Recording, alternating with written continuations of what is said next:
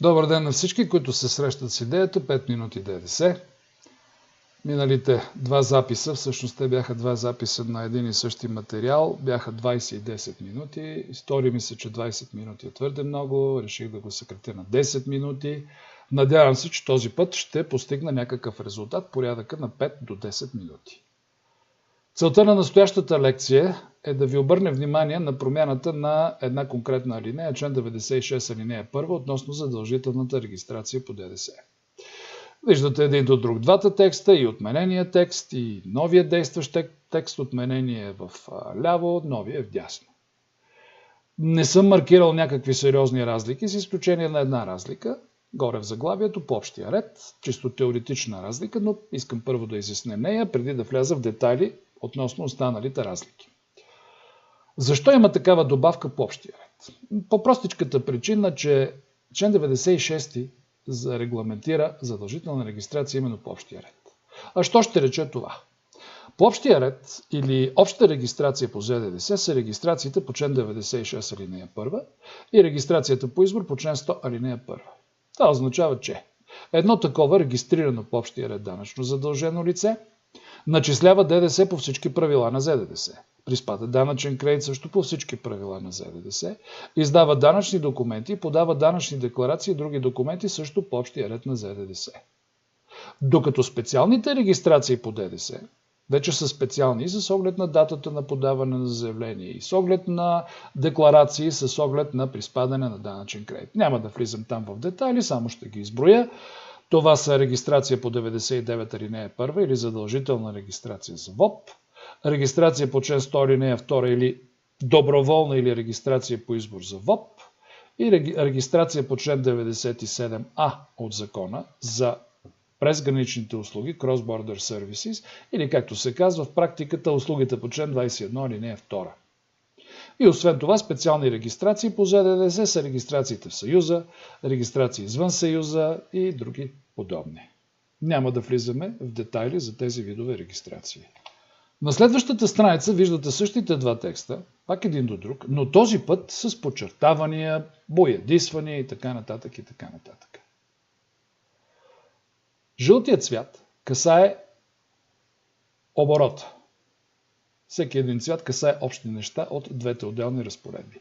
Синият цвят касае периода, през който този оборот трябва да се реализира. Зеленият цвят касае срока за подаването на заявление. Виждате, че в новия текст, вдясно, зелен цвят няма. Това е така, защото срокът за подаване на заявление за регистрация е преместен на друго място. В член 96 алинея 6, която ще видите след малко. Сега малко по-надолу ще разложа посочените текстове на отделните важни техни части, парчета да го наречем, за да може по-отчетливо да видите разликите.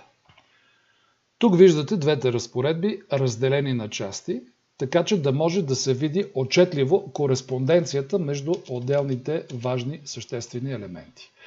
Първо, най-отгоре, и в двата текста е посочено кое е лицето, което има някакво задължение.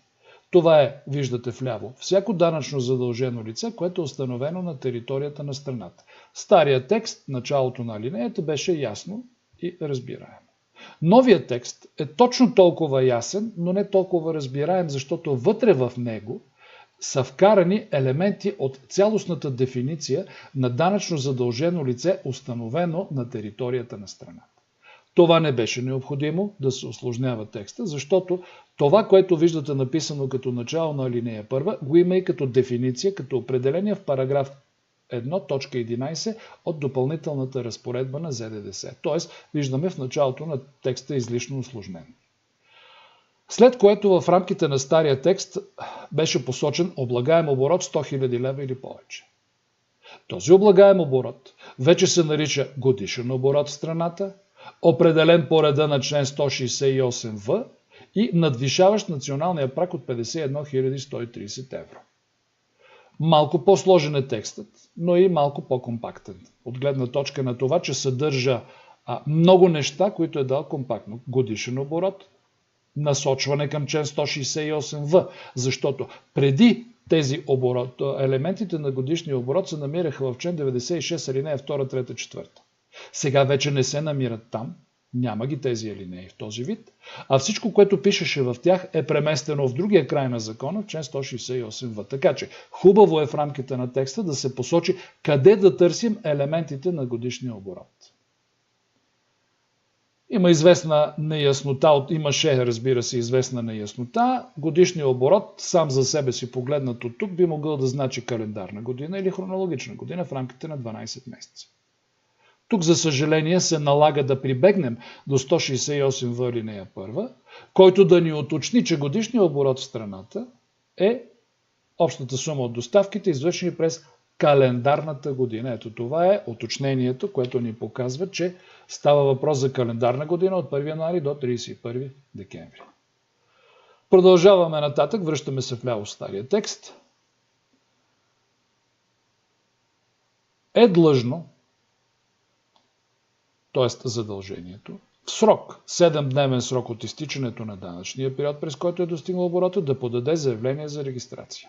Общо взето, добре формулирана разпоредба, която показва и задължението, и срока за неговото изпълнение. Мисля, че това беше по-добрия вариант. Сега вече, в рамките на член 96 алинея 1 нямаме срок за подаване на заявление. Ето ви го зеленото от 96 алинея 1 стар вариант. То отива в член 96 алинея 6, точка 1. Разбира се, в доста по-усложнен вид, но в края на краищата, след като вече го знаем, че всеки, който е длъжен да подаде заявление, трябва да го направи в 7-дневен срок от датата на надвишаване на националния праг или на прага в Съюза. Това в момента не ни касае в случаите по алинея 1. Това означава, че ако едно лице на 10 март превиши оборота, регистрационния праг, от 11 до 17 март е длъжно да подаде заявление за регистрация. Виждате в какво се превърна член 96 алинея 1. Общо взето доста по-малко информация, отколкото съдържаше предишния вариант. Говорим за 96-та всъщност като цяло. 96 алинея 1. Мисля, че е разбираем и ясен, като изключим това, че срокът се намира на друго място. По-нататък в следващ запис ще ви представя и разликите между 96 алинея 1, новия и стария вариант и съответно къде се намират елементите на годишния оборот, на базата на който се определят цифрата, която ние трябва да следим, между другото, ежедневно.